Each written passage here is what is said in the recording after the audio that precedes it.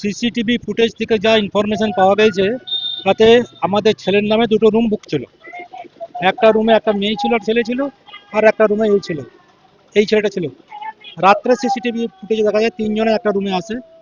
পরবর্তী ক্ষেত্রে ঘন্টা দুয়েক পরে, এই কত ঘন্টা অ্যাকুরেট বলতে পারছি না, ওই দুজন বেরিয়ে যায় আর এ রয়ে যায়। তারপরে যখন চেক আউটের টাইম পার হয়ে যায় তখন হোটেলওয়ালারা ওইকে দরজা ভেঙে বার করে, তখন দেখা যায় ও মৃত পড়ে আছে। তখন ওরা পুলিশে খবর দেয়। তারপরে পুলিশ আমাদেরকে ওর যে আই কার্ডটা ও এন্ট্রান্সের সময় দিয়েছিল তার বেসিসে কসবা থানা থেকে দুবরাজপুর থানায় ইনফর্ম করা হয়। আমার কাছে ইনফর্ম আছে 5টা 5:30টার সময়। তারপর তো সবাই পেয়ে যায়, এই হচ্ছে ব্যাপার। আর দাদা মনে করার কিছুই নাই, এরকম ছেলে এরকম পরিণতি হতে পারে ভাবতে পারি না। এটা না, আমরা দেখি ওটা আমার ছেলে বলতে পারে নাই, কারণ হাড়িটা পুরোটা রক্তে রক্তে ভাসছিল। হ্যাঁ সেইটাই তো বলছে। এবং পাটা বাঁধা ছিল, পা বাঁধা ছিল, শরীরে কোনো কাপড় ছিল না, জিন্স প্যান্ট ট্যান্ট সব খোলা ছিল, খুলে ওর উপর শুয়ে দিয়েছিল। এবং যখন আমাদের লোকেরা দেখে তখন নাক দিয়ে রক্ত বেরোচ্ছিল, তাজা রক্ত বেরোচ্ছিল। আমরা তো কিছু বুঝতে পারছি না দাদা, এবার পোস্টমর্টম হলে বুঝতে পারা যাবে কেন কি হলো কি হলো না হলো। হ্যাঁ, না সন্দেহের কোনো জায়গাই নাই, সন্দেহের কোনো জায়গাই নাই। যদি জানতাম যে ছেলেটা আমাদের লম্পট, কিছু চরিত্রহীন মাতাল, তাহলে তো কাউকে সন্দেহ করতাম। এখনো ইনভেস্টিগেশন চলছে, এখনো কোনো সেরকম আমাদের এভিডেন্স পাওয়া যায়নি, কিছু ট্রেস করে গিয়েছে সেইটাও আমরা এখন পর্যন্ত জানতে পারিনি। অ্যাকাউন্টটা, হ্যাঁ, কালকে যেমন আমি বললাম কি কালকে যখন আমি এই ঘটনাটা যখন আমি জানতে পাই, তারপর যখন সবাই সোশ্যাল মিডিয়া চেক করেন তখন হোয়াটসঅ্যাপটা যখন খুলে দেখছেন তো হোয়াটসঅ্যাপে অ্যাকাউন্টটা তার বন্ধ হয়ে গিয়েছিল। আর তারপরে ফেসবুকও ওনার অ্যাকাউন্ট পাওয়া যাচ্ছে না, ইনস্টাগ্রামে শুধু অ্যাক্টিভ আছে, স্ন্যাপেও যে চ্যাটগুলো ছিল সেগুলো ডিলিট করা গিয়েছে। তো কেউ না কেউ ওনার ফোন থেকে কিছু না কিছু তো নিশ্চয়ই ডিলিট করা গিয়েছে, না তো কিছু না কিছু করা গিয়েছে। সেটা নিশ্চয়ই প্রেশারাইজ করে করা গিয়েছে, নাতে টর্চার করে করা গিয়েছে সেটা জানা নাই।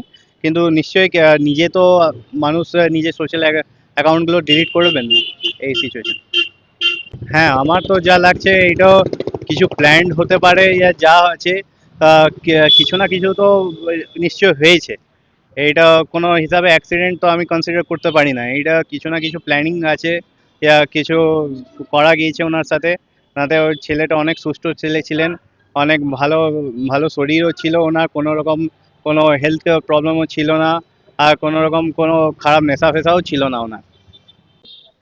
না, আমরা তো কিছু সন্দেহজনক কোনো প্রশ্নই উঠছে না আমাদের তো। আমাদের জন্য তো দাদা অনেক ভালোই ছেলে ছিলেন, তার কারোর সাথে কোনো পার্সোনাল গ্ল্যাচেস ছিল না, কোনো দুশ্মনী ছিল না, কোনো রকম কোনো কথা কাটাকাটিও ছিল না, কারোর সাথে মারামারি কোনো রকম কিছুই ছিল না ওনার। হ্যাঁ নিশ্চয়ই, এবার হোটেলে যখন আমরা তিনজনা ঢুকেছেন তার মধ্যে দুজনা যখন বেরিয়েছে, একজনা যদি না বেরোয় তাহলে নিশ্চয়ই ওদেরই কোনো না কোনো কিছু প্ল্যান ছিল, ওনাদের ওরাই কিছু অ্যাকশন নিয়েছেন এর উপরে। তাছাড়া তো আর কেউ ফোর্থ পার্সন ছিল না এখানে। আর রুমে তারপরেও যে জানতে পেরে গেছি কি রুমে আর কেউ তো আসবেন না, তাছাড়া কাউকে দেখা যায়নি। না, আমি তো কোনো এরকম কোনো গল্প জানতামও না, আর হলেও আমি নিশ্চয়ই জানতাম, কিন্তু মানে সন্দেহ হতো, কিন্তু কোনোদিন এরকম সন্দেহ হয়নি দাদা, এরকম কোনোদিন প্রেমের চক্করেও পড়েননি চট করে। উনি এখন 33 বছর বয়স ছিল, উনি কোনোদিন প্রেমের চক্করেও সেরকম আমার কোনো আজ পর্যন্ত কোনো গল্প শুনিনি কি কোনো মেয়ের চক্করে ছিলেন কিছু ছিলেন। উনি একদম একদম ক্লিন ক্যারেক্টার ছিলেন উনি। ওইরকম কোনো ক্যারেক্টারের আমি কোনো কথাই ওনার নিয়ে শুনতে পারি না, আর কোনো কথায় আমি বিশ্বাসও করতে পারবো না। দেখুন, এবার পুলিশ নিজে কাজ তো করছেন, এখন কত আগিয়েছে সেইটা এখনো জানার বিষয়, কি কত দূর তো এই কাজটা এগিয়েছে। এখন মেন এইটাই, যত জলদি এইটা কালপ্রিটগুলোকে খুঁজে পাওয়া যাক আর ওদের মোটিভটা জানা যাক, এইটাই আমাদের এখন মেন পয়েন্ট আছে, কি না মোটিভ কী ছিল। একটা নিরীহ ছেলেকে তুমি এরকম করে একটি হোটেলের রুমে তুমি মারতে পারো, সেই জিনিসটাই আমরা জানতে চাই, কি এখন কি কারণে এটা হতে পারে। এখন রিপ্লাইয়ের জন্য আমরা ওয়েট করে আছি, কি এখন কি হয়েছে কি না হয়েছে আমরা এখন পর্যন্ত কিছু সঠিক জিনিস খুঁজে পাচ্ছি না।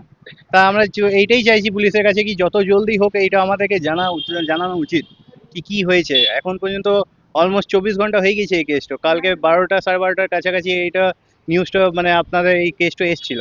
তারপর এখন আড়াইটা 3টে বাজছে, এখন অলমোস্ট 24 আওয়ার্স থেকে বেশি হয়ে গেছে। তো আমার এইটাই একটা রিকোয়েস্ট থাকবে যে এটা প্রায়োরিটি বেসিসে আপনারা ইনভেস্টিগেশনটা ফুল প্রেজে লাগান, আর এটা কিছু না কিছু আপনারা জলদি থেকে এটা কারণটা বার করে দিন।